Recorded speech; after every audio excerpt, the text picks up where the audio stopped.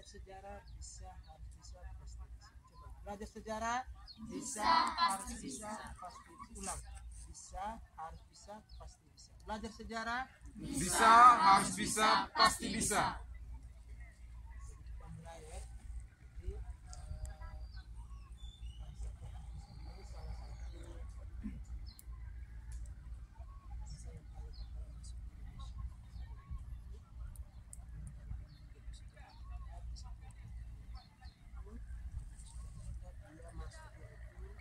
paling pertama masuk ke Indonesia.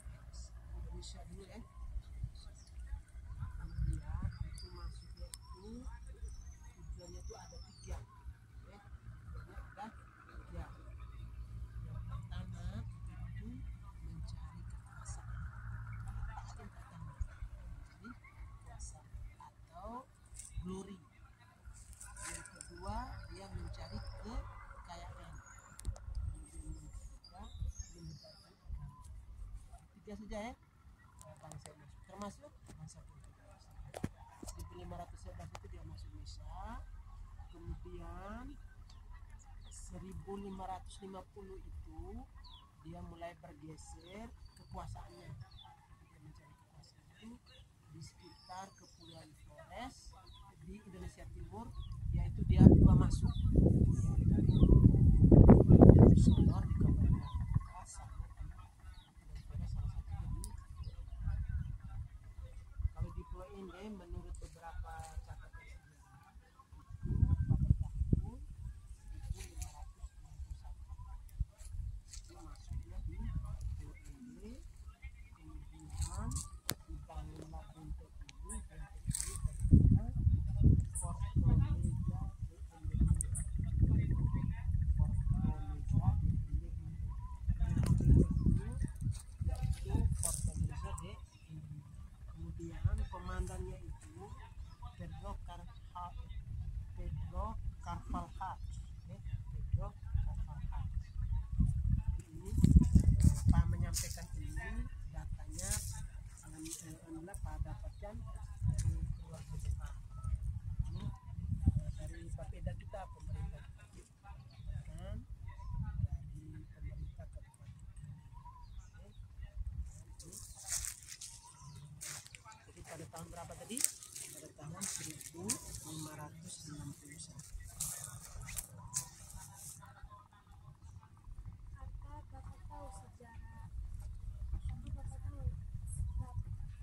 Apa Bapak tahu siapa tokoh sejarah yang memiliki andil dalam pembangunan benteng Portugis? Oke, terima kasih.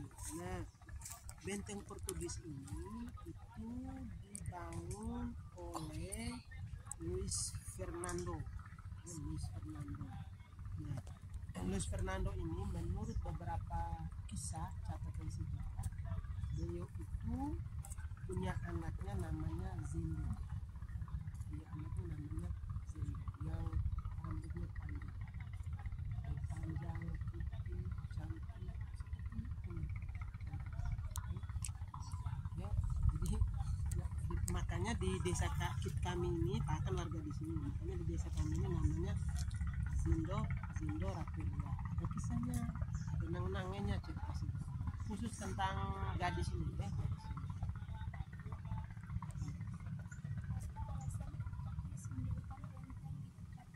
Oke, nah, kenapa alasannya bangsa Portugis mendirikan benteng ini? Ada tiga tadi itu.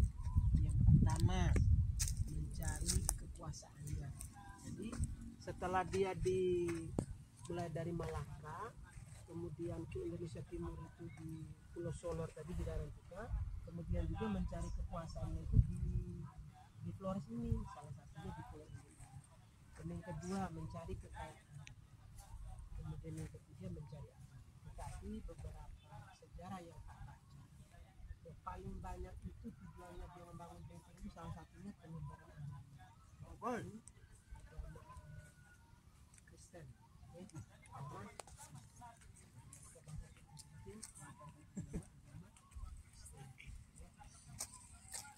Apakah masih ada barang bersejarah di benteng Portugis?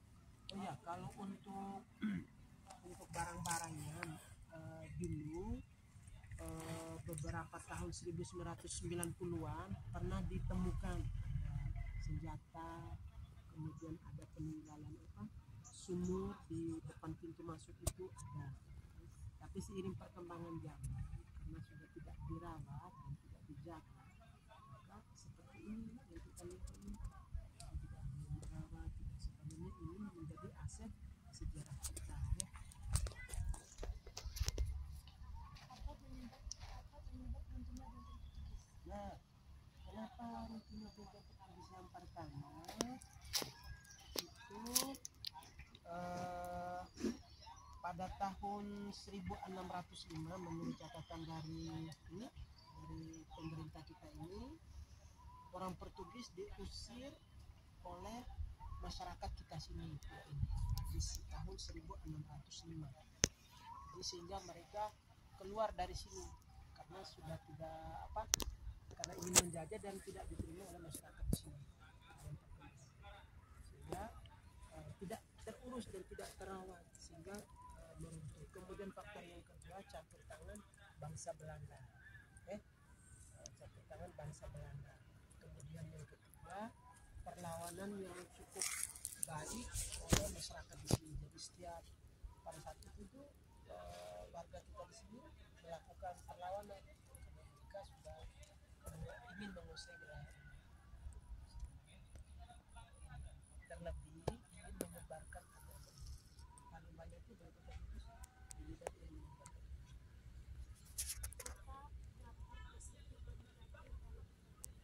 Oke. Dampak positifnya yang pertama itu kalau untuk menurut dampak positifnya itu yang pertama kalau dilihat dengan benteng ini, mereka itu dengan sendirinya mengajak masyarakat Pulau Ende itu berpikir maju karena beberapa tadi yang kita lihat itu ada bangunan kapur jadi mereka mengajarkan masyarakat Pulau Ende itu untuk hidup modern pembangunannya itu bangunan bentuknya itu harus sudah modern gitu ya, yang pertama. Kemudian yang kedua, mengajak masyarakat itu untuk bekerja keras karena katanya itu hampir 7.000-an kalau tidak salah yang bangun itu. Nah di sini hampir 7.000-an jadi bangun benteng. Kemudian yang ketiga, dampak positif dari pembangunan ini adanya nilai gotong royong. Adanya nilai gotong royong, kalau mengerjakan sesuatu itu harus secara bergotong royong. Nah, sedangkan dampak negatifnya mereka ingin menguasai tadi. Mereka ingin menguasai wilayah suatu wilayah yang tidak diterima oleh masyarakat Pulau Ende pada waktu itu. Tahun 1605 itu maka dilakukan 1605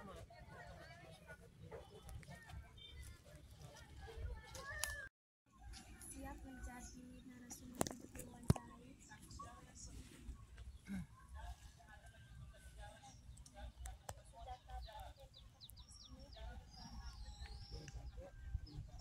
Lihat barang-barang itu kita cuma reruntuhan. Isnan video Isnan. Itu ada apa tadi? Reruntuhan saja. Jadi reruntuhan itu ada 3 titik nih, 3 pos ini. Jadi itu menara pertama, menara kedua, menara ini, menara ketiganya. Jadi dia berbentuk segitiga. Tetapi ada sumurnya satu di pintu masuk. Itu, Jadi yang sisa sekarang itu hanya reruntuhannya, dan hanya reruntuhannya saja. Apa penyebab runtuhnya benteng tersebut? Nah, penyebab runtuhnya benteng tersebut itu kenapa? Karena beberapa sejarah dari pemerintah kita itu, nah ini ada ini dari pada tahun 1605 itu masyarakat Pulau Ende sudah melakukan pengusiran dan perlawanan terhadap bangsa Portugis. Kenapa? Karena mereka yang pertama yang kedua ingin mengambil wilayah ini.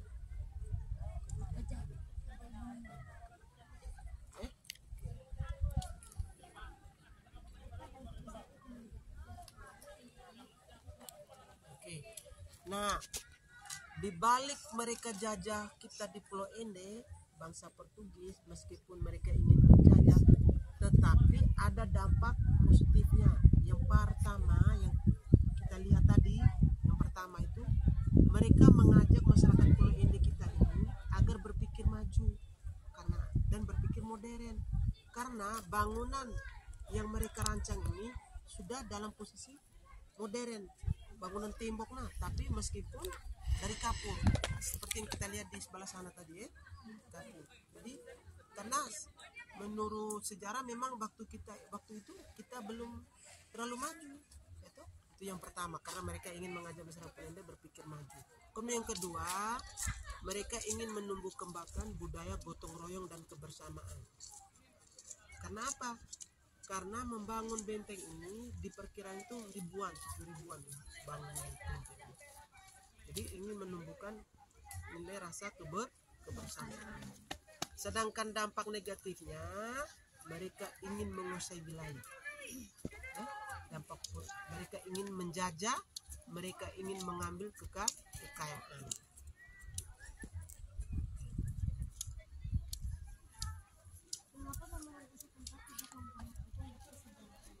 Oke, kenapa tidak memperhatikan? Yang pertama itu mungkin karena kekurangan dan keterbatasan dana. Itu yang pertama. Karena kalau kita membangun dalam bentuk aslinya kan itu membutuhkan banyak pendanaan. Kemudian yang kedua, pelaku sejarah, literatur sejarah tidak dimiliki. Kemudian yang ketiga, respon kita, masyarakat kita di sini itu responnya berkurang.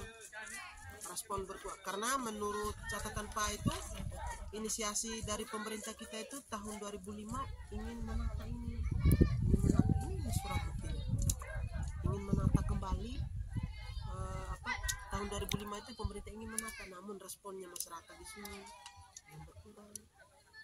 Sudah Isnan menjadi potensi aset sejarah dan pendidikan bagi generasi Pulau Ende pada khususnya dan Kabupaten Ende pada umumnya. Yang kedua, harapannya menjadikan tempat sejarah ini sebagai sumber belajar bagi anak-anak, karena pada hari ini SMP Negeri 2 Nangapanda yang paling pertama belajar langsung di tempat sejarah. Kiranya pemerintah mendorong agar kegiatan ini berlaku bagi semua sekolah yang ada di. Terima kasih Bapak meluangkan waktunya untuk menjadi narasumber kami. Ada satu kisah itu, gadis dari anak dari yang bangun benteng tadi, namanya Zendo. Jadi dia itu rambutnya panjang, ada tonjo itu dendaya yang pegang dia punya rambut. Jadi nangis saja, kisah saja. Jadi ada pemuda yang naksir sama dia, ada letnan sama masyarakat biasa. Namun dalam perjalanannya dia ingin ke Numba. Zendo ini kan mereka kan ada juga benteng di sana juga. Mereka ke sana, namun mereka tenggelam. Akhirnya tenggelam, masyarakat Numba itu ambil jasadnya, kemudian kuburnya di sana. Namun masyarakat Pulau Ende bilang, kalau begitu bawa pulang saja, apa aja tuh mayatnya ke sini juga. Tapi menurut beberapa cerita, yang bawa ke sini itu hanya peti kosong, yang kuburnya itu di sana. Jadi diistilahkan dengan rata-rata itu pantai dua. Jadi istilah Zendo itu jadi Zendo Rate 2. Jadi kubunya Zendo itu 2. Nah, maka nama desa ini Zendo Rate 2. Gitu ya.